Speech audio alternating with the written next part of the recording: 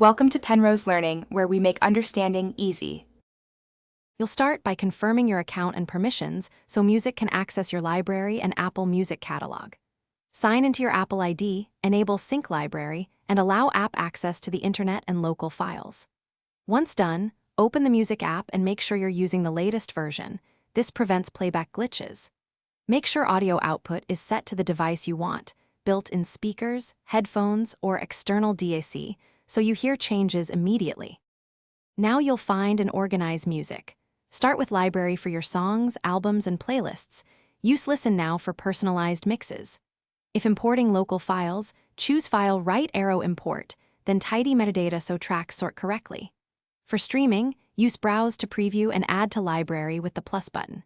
To build sets, create playlists and drag tracks, or use smart playlists to auto-populate based on criteria. This makes recurring listening easy and keeps synced devices consistent.